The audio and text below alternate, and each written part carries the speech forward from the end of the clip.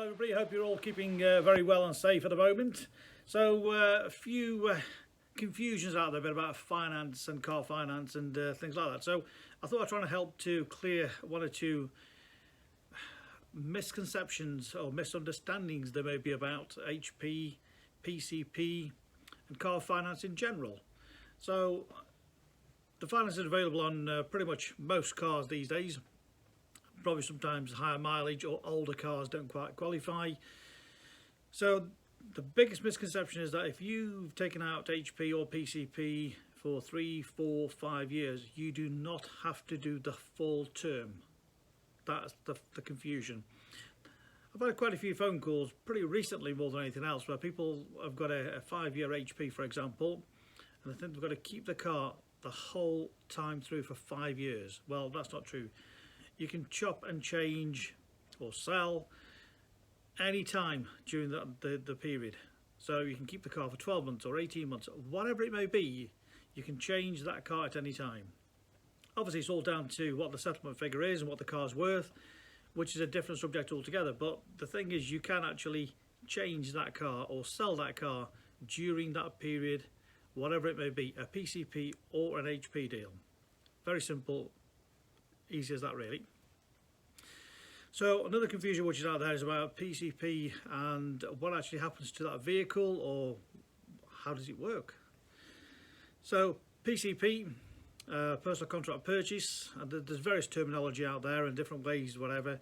It basically means you are actually paying for the rental of that vehicle. So it could be for 2 years, 3 years or 4 years. You pay a set monthly payment based on how many miles you're going to be doing per year. So that's quite crucial, really. So if you're going to be doing 5,000 miles a year, obviously rentals are going to be less than somebody who's doing 25,000 miles per year. And there's a final payment at the end of the term. So at the end of the term, either 2, 3, 4 year term, there's a final balloon payment, they call it, which is optional. So you do not have to pay that as long as you've done what the criteria says, which is done 5,000 miles a year or whatever you've set it out initially. As long as the car is maintained, the mileage is correct, and the bodywork, etc., is kept as it should be, then end of the term you can either hand it back and walk away with no penalties, trade the car in for another car, or simply sell it to somebody else, as long as the payment is made to the finance company. So that is the option after 3 years. So it can be beneficial because at least you know from the outset what that car is going to be worth in 2, 3 or 4 years under the term. So that's PCP in a simple format without trying to confuse everybody. So some people take out PCP, some people take out HP. It's down to your personal circumstances. So if you want any help or advice on that, please just give me a call. Happy to give you a quote, advice. And the other one is, at the end of the PCP term, if you think, do you know what, I'll just want to hand that car back and walk away, sounds a great option, doesn't it? Well, just before you do that, just before you think, there's the keys, bye-bye, give me a call. Because that car, to me, could be worth more than that actual final payment. So rather than you thinking, do you know what, I've got no liabilities, I can happily walk away, not pay that final payment. However, you could possibly be missing out.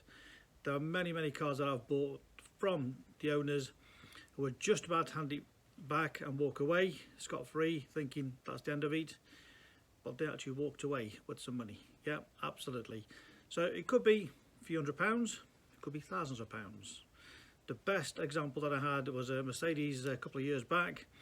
Well, the gentleman was quite happy to walk away and not worry about that final balloon payment. He didn't want the car anymore. He'd got a couple of the cars.